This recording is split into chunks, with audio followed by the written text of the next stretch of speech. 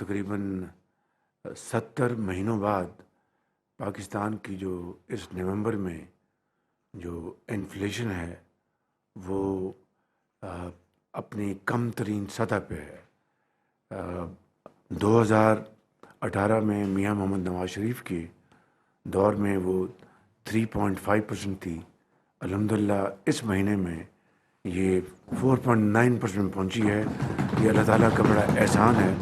It is beyond imagination. تو اللہ تعالیٰ کا جتنا بھی شکر ادا کیا جائے کم ہے، کیونکہ انفلیشن واحد وہ ٹول ہے جو کہ غریب آدمی کی غربت میں مزید اضافہ کرتا ہے یا آسودگی لے کے آتا ہے۔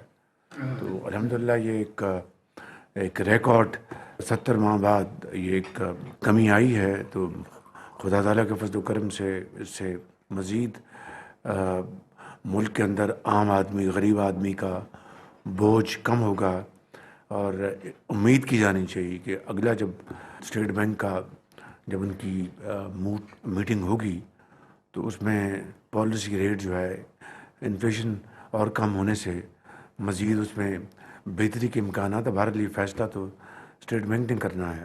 تو یہ میں چاہتا تھا کہ پچھلے دنوں جو دھرنوں نے جو ملک میں ایک ہیجانی کیفیت پیدا کر دی تھی، اور ملک کے اندر اور خاص طور پر اسلام آباد میں ایک ہر طرف افراتفری کا سامان تھا، توڑ پھوڑ کر رہے تھے، اور پولیس والا شہید ہوا، رینجرز کے وہ شہید ہوئے، درجنوں زخمی ہوئے، اور ملک کی جو انہوں نے بےعزتی انہوں نے کروائی اپنے ان انتہائی غلط اور غیر قانونی ہتھ کنڈوں سے، ایک دن کے اندر اسٹاک ایکسچینج 3,500 پوائنٹس نیچے آ کے گرا۔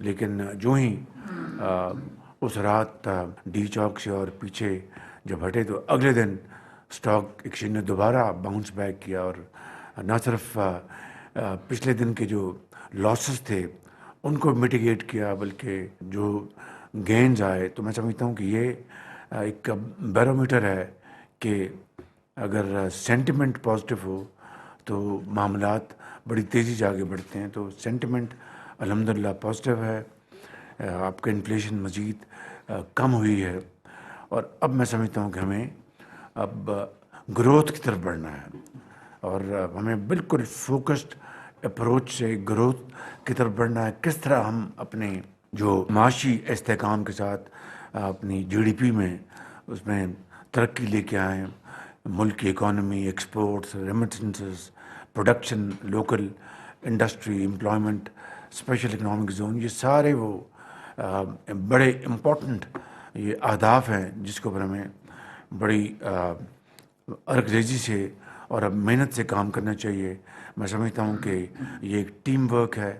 الحمدللہ اگر یہ مزید کمی آئی ہے تو اللہ تعالیٰ کا خاص اس کی کمال مہربانی اور ٹیم ورک کا نتیجہ ہے، جو میں ہمیشہ کہتا ہوں۔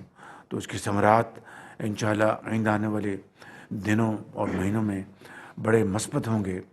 دوسری طرف یقیناً جو پچھلے سال کے مقابلے میں تو ہماری کریکشن زیادہ ہے، اس میں اب کوئی شک کی گنجائش نہیں رہنی چاہیے کہ شارٹ ٹرم میں انفورسمنٹ ہی وہ واحد ٹول ہے جس سے کہ ہم اپنی ریونیو کلیکشن کر سکتے ہیں امپروو۔ میں آپ کو مثال دے رہا ہوں کہ ابھی چینی کی ہم نے اس جو سال ختم ہوا ہے تقریباً 7,90,000 ہم نے الاؤ کی ہے، اور وہ بھی بڑے احتیاط کے ساتھ، بڑے غور کے ساتھ کہ اس کی قیمت نہ بڑھ جائے۔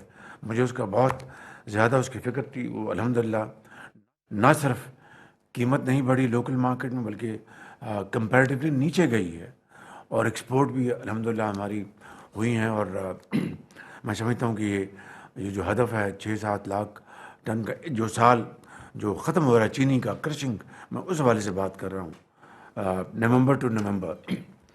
تو اس سے میرا خیال تقریباً اندازہ ہے، بتائیں کہ بہتر فائنانس منسٹر، $500 بلین تو کہیں نہیں گیا، آپ کو $500 ملین آپ کو آ جائے گا۔ ہماری جو ارننگز ہے فارن ایکسچینج کی، اور دوسری طرف قیمت بھی اب وہ نہیں بڑھنے پائی۔ جو بات بتانا چاہتا تھا کہ مارکیٹ میں چینی کی قیمتیں خالی اس وجہ سے کم نہیں رہیں، سمگلنگ جو ہے افغانستان کی وہ زیرو ہو گئی، زیرو سمگلنگ. تو یہ ہے وہ فیکٹر کہ وہ زیرو سمگلنگ ہے. آپ کو وہ جو اگر لیٹ سے سمگل ہو جاتا 4 لاکھ ٹن 5 لاکھ ٹن جو کہ ماضی میں کئی سالوں دہائیوں میں ہوتا رہا، تو وہ آپ کے پاس اویلیبل نہ ہوتا جو کہ آپ ایکسپورٹ کر پاتے. وہ سمگلنگ زیرو ہو گئی اور یہ آپ کے پاس سرپلس آپ کو مل گیا جو آپ نے ایکسپورٹ کر دی اور کر رہے ہیں. This is how nations are Bullet.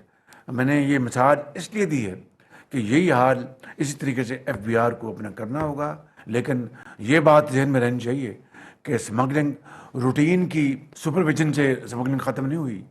یہ میں آپ کو بتا رہا ہوں، ورنہ رینجرز بھی ہیں وہاں پر، آئی بی بھی ہے وہاں پر، ساری فورسز ہیں. یہ سمگلنگ ختم ہوئی ہے آرمی کی مکمل گرفت سے، اس کی وجہ سے یہ سمگلنگ زیرو ہو گئی اور یہ پاکستان کو فائدہ پہنچا. تو میں آپ کی خدمت میں یہ عرض کرنا چاہتا ہوں کہ یہ افغانستان جو سمگلنگ والا فارمولہ ہے وہ آپ کے اوپر اپلائی نہیں ہونا چاہیے. آپ کو اللہ نے موقع دیا ہے، آپ کی کمٹمنٹ ہے، آپ کی قابلیت ہے، بہترین لوگ میدان میں اتاریں اور یہ انفورسمنٹ کریں.